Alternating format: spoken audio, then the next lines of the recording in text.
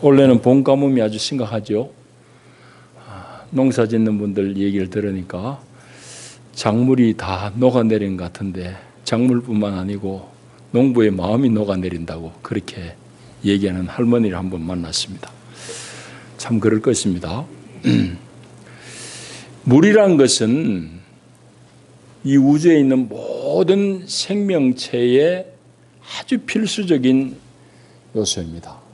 때로는 미생물 중에는 산소는 없어도 잘 견디는 그런 미생물은 있어요. 그런데 물기 없이 살아가는 존재는 없습니다.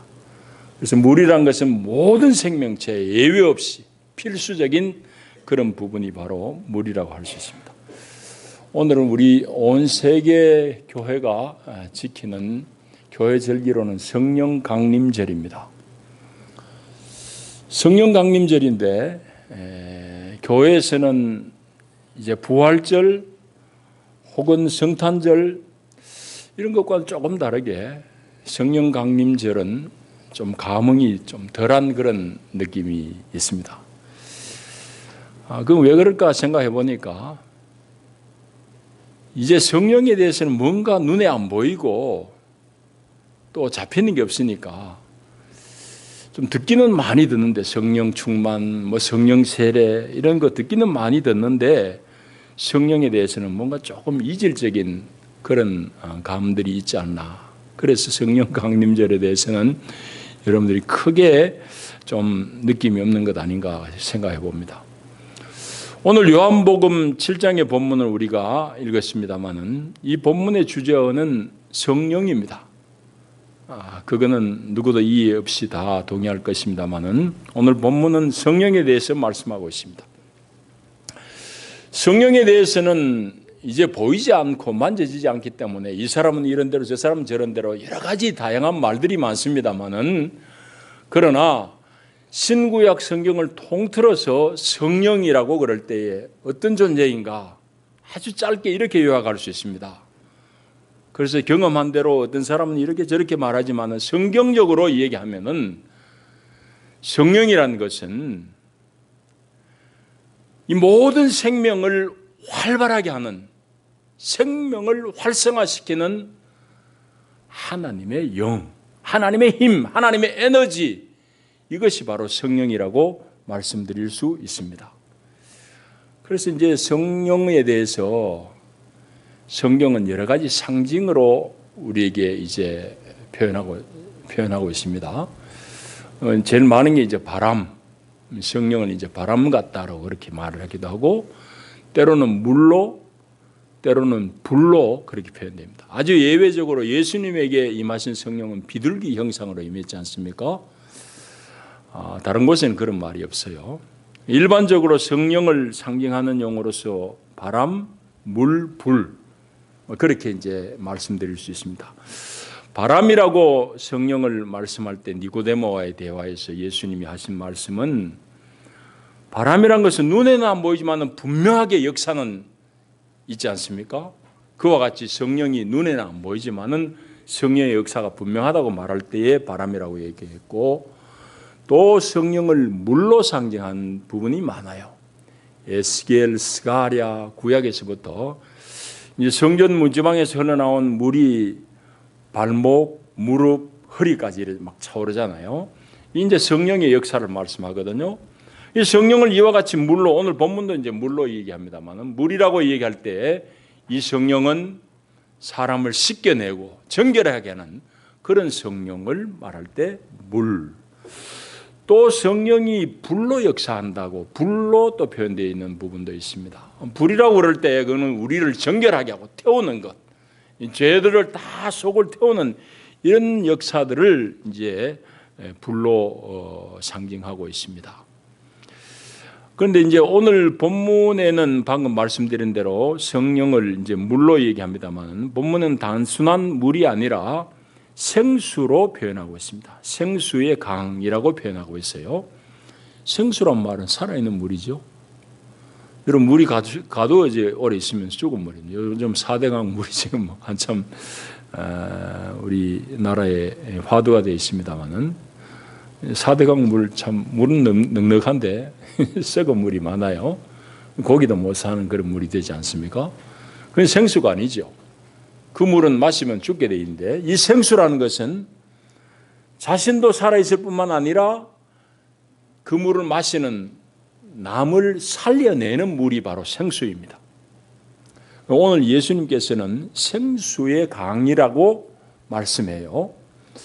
근데 오늘 이 본문을 이해하려고 그러면은 이제 37절에 보시면 명절 끝날 곧 큰 날에 했지 않습니까? 이 명절에 대한 이해가 필요합니다. 이 명절은 바로 초막절이죠. 초막절. 초막절을 배경으로 하고 있는 그런 말씀입니다. 그래서 우리가 초막절 좀 이해해야 되는데요. 자, 다 앞을 보세요. 초막절은 이스라엘 사람이 지키는 큰 세 절기 중에 하나입니다. 초막절. 초막절은 무슨 의미가 있는가 하면은 그들의 조상들이 출애굽해가지고 광야 40년 생활했지 않습니까? 40년 광야를 방황하면서 하나님의 훈련을 받았는데 그 훈련 기간 중에 그들이 집 짓고 살았겠습니까? 아파트에 살았겠습니까?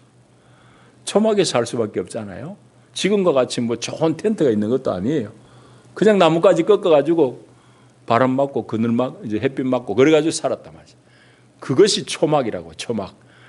그러니까 이 초막절을 지키는 것은 광야에서 그들의 조상이 배회하던 그 40년 세월을 기념하는 거예요. 그래서 그들의 달력으로는 7월달, 양력으로는 한 9월쯤 됩니다. 7월 15일부터 해가지고 일주일 동안을 초막절 절기로 지키는 거예요. 그 초막절의 의미는 이제 두 가지인데, 첫째는 선조들이 40년 동안 광야에서 훈련받으면서 온갖 고생 다 했는데 그 고난의 세월을 후손들인 자신들도 기념하는 거예요. 그걸 어떻게 기념하는가 하면은 이스라엘 사람들은 초막절에 예루살렘에 다 모여가지고 초막을 짓고 거기에 일주일 동안 기거합니다. 그렇게 함으로써 자기들의 조상들이 광야에서 고생했던 것을 기념해요. 또 한 가지 초막절은 하나님의 구원을 다시 한번 확인하는 겁니다. 광야 생활하면서 양식도 없고 더군다나 물이 없지 않습니까? 양식은 만나로 메추라기를 먹였는데 물은 더 시급한 문제예요. 물이 없어가지고 광야 생활하는 데서 목말라 죽을 지경인데 하나님은 반석을 치셔서 반석 가운데서 물이 터져나오게 하고 그 물로 이 백성 살려냈다고. 그래서 물 없는 광야에서 그들이 어떻게 구원을 얻었느냐? 하나님의 구원하심을 다시 한번 확인하는 것이 초막절입니다.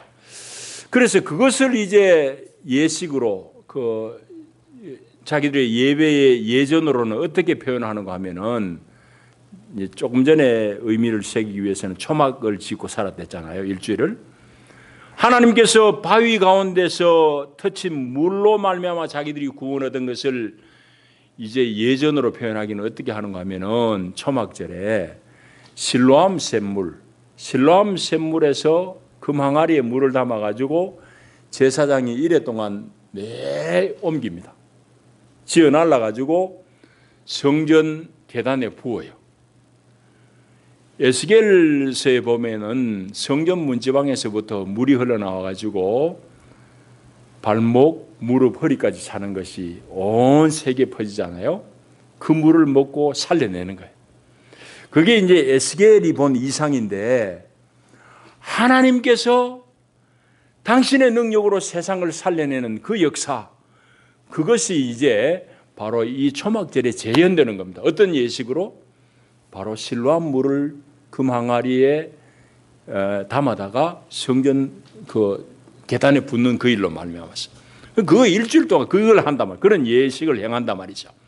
그러니까 오늘 지금 37절의 이 말씀은 명절 끝날 곧 큰 날에 예수님이 서서 외치는 설교의 내용이에요. 그러니까 예수님이 지금 하시는 말씀은 뭔가 하면은 광야에 당신들 조상들이 갈증으로 죽을 무렵에 반석이 터져가지고 물이 나오지 않았냐. 그 물로 말미암아서 당신들이 조상이 살았고 그것을 기념해서 오늘도 제사장들이 실로암 샘에서 물을 길어다가 심리되는 이 성전에 붓고 있는데 그 붙는 행위가 여러분들 개인의 갈증을 해소하느냐? 그 질문을 하고 있는 거예요. 그러면서 예수님께서 누구든지 목마르거든 내게로 와서 마시라. 여러분들 중에 목마른 사람이 많지 않느냐? 갈증이 심한 사람이 많지 않느냐? 이 문제 저 문제 때문에 고통당하는 사람이 많지 않느냐? 내게로 오라. 그 얘기를 지금 예수님이 하고 계시는 겁니다. 그래서 예수님이 지금 이 절기 명절 끝날에 하신 이 말씀은 이 실로암 샘물을 퍼다 나르는 이 의식이 당신들의 개인적인 영적인 갈증을 해소하지 할 수 있느냐?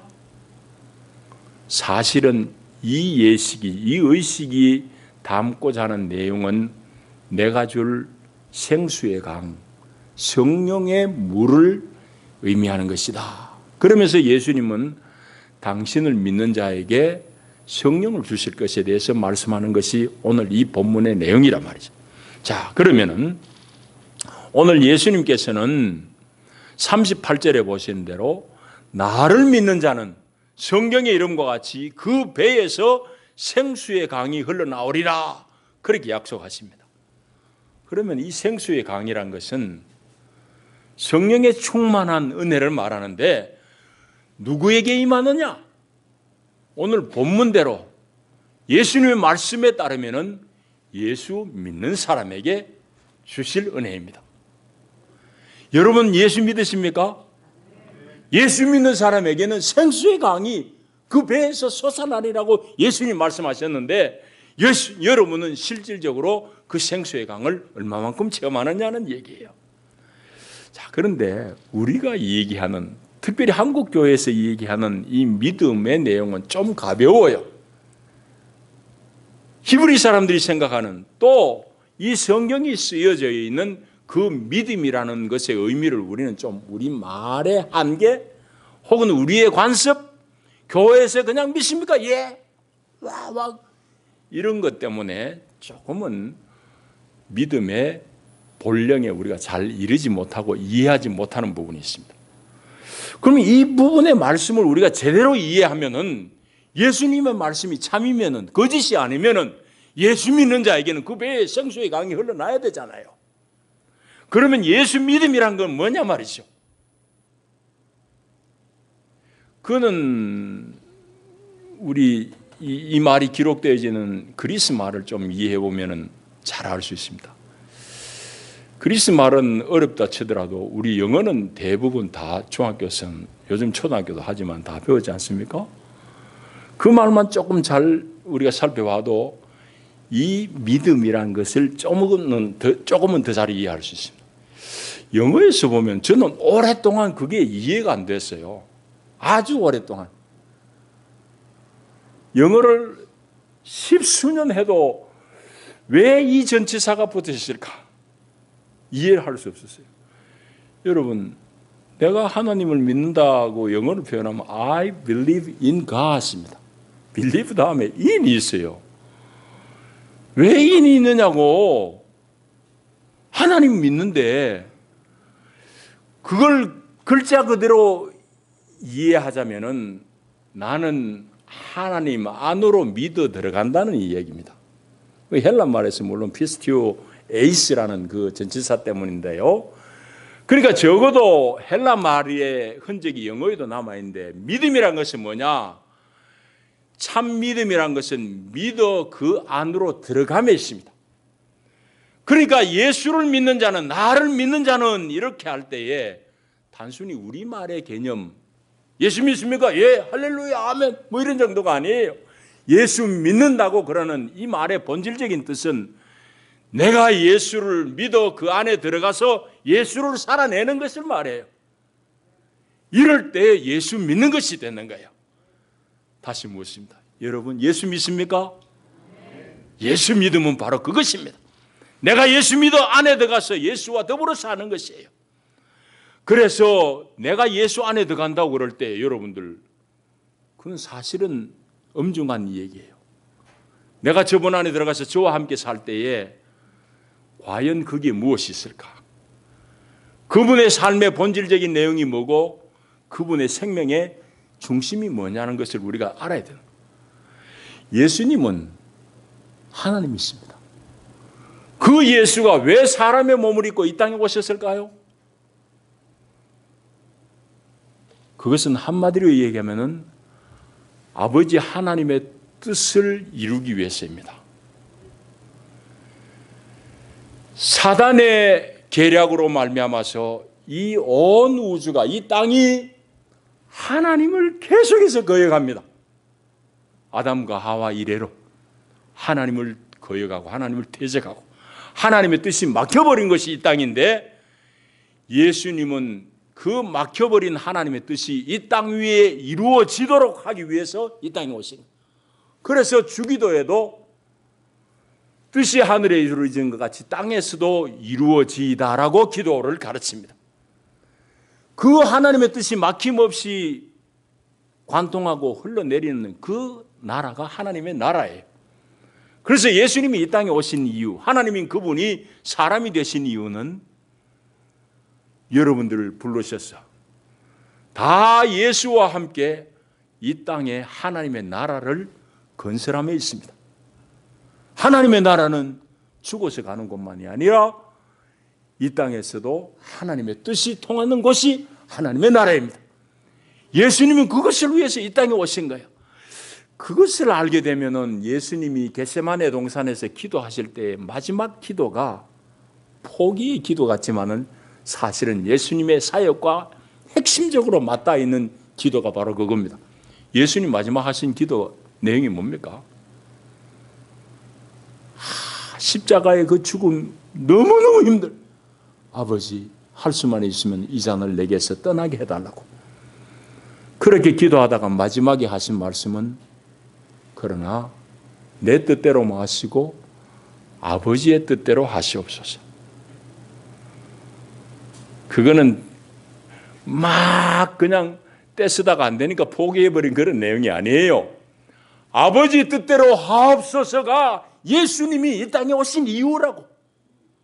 그러니까 그 기도를 하실 수밖에 없는 거예요. 예수님은 그것 위해서 이 땅에 오셨고 그 일을 위해서 저와 여러분 부르셨어요. 그거를 알고 내 삶을 그 안에 던지는 것이 예수 믿는 것이에요. 그래서 예수님께서는 나를 믿는 자는 성경 이름같이 그 배에서 생수의 강이 흘러나리라 그렇게 말씀하셨습니다. 그런데 오늘 또 하나 우리가 더 살펴봐야 될 게 있습니다. 생수의 강이 흘러나오는데 배에서 흘러나온다 그래. 아니 머리나 가슴으로 얘기하지 않고 왜 배에서 흘러나온다고 할까? 이걸 또 한참 또 우리가 좀 생각해 봐야 됩니다. 왜 하필 배일까? 여러분 그거는 이제 우리 어린 아기 태아를 잘 생각해 보면 이해하기 쉽습니다. 배라고 그럴 때 이 배꼽과 연결되어 있는 말이에요. 사람의 생명, 모든 이 동물의 생명체의 생명은 배꼽으로 연결되어져서 생명이 성숙하고 자라게 되어 있습니다. 아이도 배꼽에 있는 탯줄을 통해 가지고 엄마로부터 산소, 피, 영양분 다 공급하고 자라게 되어 있습니다. 그러니까 예수님께서 그 배에서 생수의 강이 흘러나리라고 그럴 때에 그 생명의 근저, 생명의 저 밑바닥 은밀한 곳에서부터 생수의 강이 터져나온 걸 말씀해요. 또 다르게 얘기하면은 생수의 강이라는 게 그게 그냥 눈으로 드러나는 외면의 어떤 현상이 아니라 그 사람의 인격의 깊은 중심에서부터 온통 하나님이 주시는 생수의 강이 터져나오는 것을 말씀하는 거예요. 그래서 그 배에서 생수의 강이 흘러나리라 라고 약속하신 겁니다. 자, 오늘 우리 시대는 어떤 시대입니까? 옛날보다는 훨씬 편리한 시대임은 분명합니다. 저는 가끔 가족 다닐 때에 저 살피제 옛날 길로 가보거든요. 제 아버지 고향이 지금은 대구가 됐습니다만 꼭 그 고개 같아요. 그래서 어릴 때에 시골 갔다가 버스가 그 고개까지 와야지 버스가 대구 시내버스가 다녔어요. 아니면은 시외버스 기다리는 하루 몇 차례 없어요. 그러니까 그 고개를 올라와 본 기억이 있다고요. 그 살피제 고개를 넘어올 때마다 생각하는 것이 뭔가 하면은, 이야, 참 옛날에 사람들은 이 고생했는데 요즘은 차 타고 고개 같지 않게 넘어가 버리는 거예요. 편리하지요. 아마 이재성 장로님 학교 다닐 때만 해도 그 고개를 수타 걸어 다녔을 것 같아요. 땀 빨빨 흘리면서. 뭐 다 그랬을 거 아니에요. 옛날 왕인들, 귀족인들 그렇게 수월하게 고개 건넜겠습니까? 옛날 왕들은 뭐 여름에 얼음 먹기도 했습니다. 아주 특별한 지위의 사람들만 석빙고에서 얼음 좀 내가지고 먹었겠죠. 요즘은 여름에 얼음 못 먹는 사람 있습니까? 다 먹고 삽니다. 얼마나 편리한 시대입니까? 그러나 한편으로 오늘 우리 시대는 대단히 어려운 시대, 너무너무 힘든 시대에 살고 있습니다. 특별히 우리 기성세대가 미안해 마지 않는 것은 우리가 물려준 이 삶의 형편이 젊은 청년 세대에게는 너무너무 살기 힘든 그런 세월을 우리가 물려줬어요. 그러니까 우리 장년들이 좀 우리 다음 세대에게 좀 미안한 감이 많아요. 여러분 어떤지 몰라도 저는 그래요. 그러니까 이런 세월 속에서 편리하긴 하지만은 사실은 사람들이 너무너무 힘든 시대입니다. 그래서 이제 오늘 우리가 사는 이 시대는 너무 힘들고 목마른 시대예요. 그걸 두 가지 관점에서 봅니다. 먼저는 세상의 사람들, 또 교회 안에 있는 사람들, 이 두 가지를 한번 우리가 따로 생각해 보자고요. 세상의 사람들은 참으로 채워질 수 없는 그 목마름을 속에서 어디서 찾으려고 합니다. 사람은 그 갈증, 목마름을 원초적으로 안고 태어났어요. 파스칼이 한 유명한 말이 있습니다. 그에 그래 이런 말이 있습니다. 하나님께서 인간의 마음에 그 무엇으로도 채울 수 없는 큰 구멍을 만들어 놓으셨다. 그렇게 얘기했어요. 파스칼의 빵세는 그 대단한 책이잖아요. 그가 말하기를 하나님은 사람의 마음속에 무엇으로도 채울 수 없는 큰 구멍을 만들어 놓으셨다. 어느 것 채워도 다 흘러내리는 거예요. 그 갈증이 안 채워진다 이 말이죠. 그럼에도 불구하고 사람들은 그 구멍을 모르고는 계속 뭐 채우려고 돈 찾고 명예 찾고 권력 찾고. 그것 가지고 됩니까? 안 돼요. 안 돼요. 인생의 해결이 절대 안 됩니다. 그런데 세상 사람들은 계속해서 그걸 구하고 있어요. 자, 그건 세상 사람들이 얘기해요. 교회 안의 사람, 교인들은 그러면 무엇에 대해서 목마른가? 여러분, 이거 오늘 우리 교회에 고민이 있습니다. 여러분, 교회는 경계선상에 있습니다. 세상과 하나님 나라의 경계선상에 있어요. 우리의 모든 육체의 피로들은 세상에서 가져와야 됨에도 불구하고 우리는 하나님 나라의 이상과 가치를 보고 사는 사람이니까 우리는 경계에 있는 사람들인데 오늘 교인들이 목마르는데 무엇에 대해서 목마르냐는 얘기예요. 여러분, 그것이 잘 정리가 안 되면은 성도들은 예수 믿는 신용은 하지만 정말 그 안에서 만족이 없습니다. 그거는 바로 성령에 대한 오해와도 맞닿아 있습니다. 오늘 한국 교회는 성령에 대한 오해가 대단히 많은 그런 교회라고 할 수 있습니다. 성령이라고 그럴 때에 개인의 신비한 체험 뭐 이 정도로 우리가 폄하하는 경우도 있고 아니면 또 막 성령 운동하는데 이렇게 가서 보면은 이 세상적인 세속적인 탐욕을 만족시켜주는 것으로서의 성령을 막 얘기하기도 합니다. 이런 것들은 성령의 본질과는 다 무관한 얘기입니다. 처음에 말씀드리지 않습니까? 성령의 핵심되는 사역은 성령은 하나님의 힘, 에너지인데 그건 다 사망이 관영한 곳에 가서 생명으로 바꾸는 역사가 성령의 역사입니다. 그건 어디 가도 구약, 신약 다 성령이 나타나는 곳엔 그런 역사가 나타나요.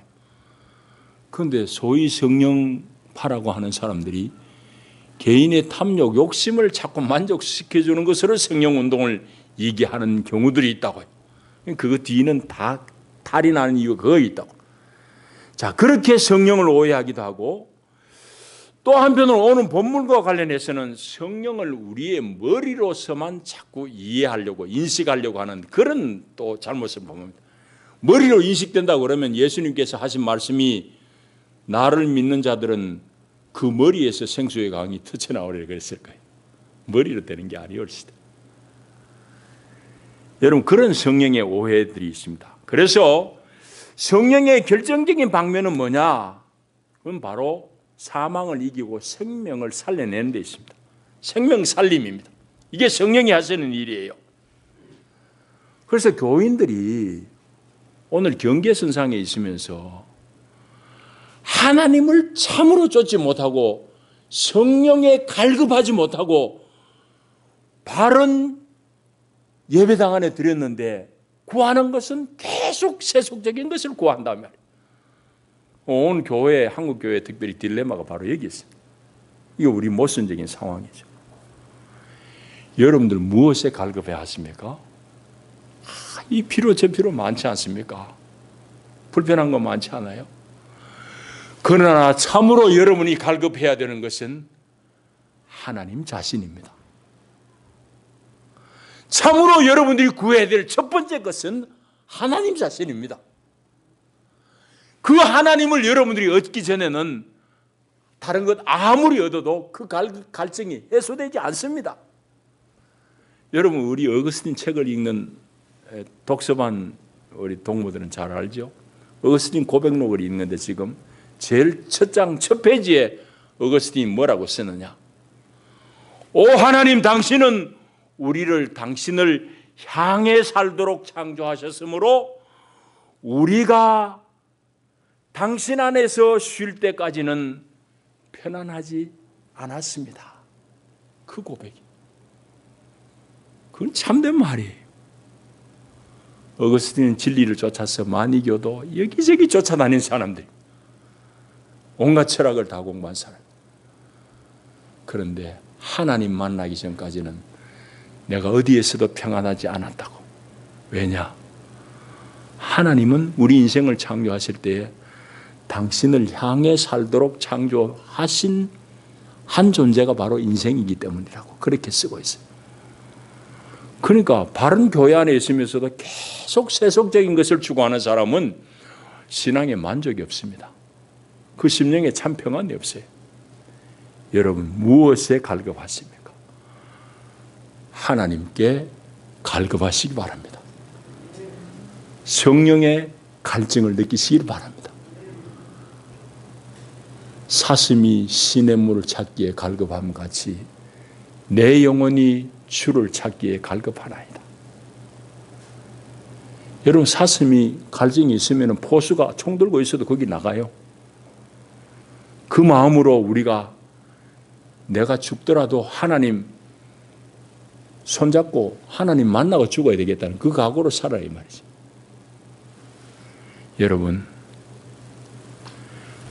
여러분이 성령의 이 생수의 강을 경험하려고 그러면 무엇을 해야 됩니까? 오늘 주님의 말씀은 나를 믿는 자는 예수 믿으라는 말씀입니다. 그 얘기는 예수를 제대로 알고 예수를 사는 걸 말합니다. 여러분들 예수 믿고 예수 살기를 축복합니다. 그 사람 속에는 생수의 강이 샘솟듯 치솟을 것입니다. 다른 것 부족해도 그것으로 충분히 이겨낼 수 있습니다. 그 시편 23편은 여호와는 나의 목자시니 내가 부족함이 없으리로다. 그리 시작합니다. 그걸 원어로 읽으면 여호와는 나의 목자시니 나는 더 바랄 것이 없습니다. 영어로 읽으면 I'm not in want. 여호와가 내 목자니까 나는 아무것도 더 바라는 게 없다 이 말이. 왜? 여호와 한 분이 충분하니까. 거꾸로 여호와를 못 만나고 돈, 권력 아무리 있어도 그거 있으면 될 것 같지만 소금물 마시는 것과 같아요. 여러분, 예수 믿고 배에서 생수의 강이 터져나가기를 축복합니다. 기도합니다. 주 예수여 사랑합니다. 주님이 하신 모든 일이 다 옳습니다. 주님이 걸어가신 길이 참된 우리 인생의 길입니다. 우리가 예수 믿고 주님과 함께 주의 길을 가겠나이다. 주여 우리 안에 생수의 강이 터쳐나오게 하옵소서. 예수님 이름으로 기도하옵나이다. 아멘.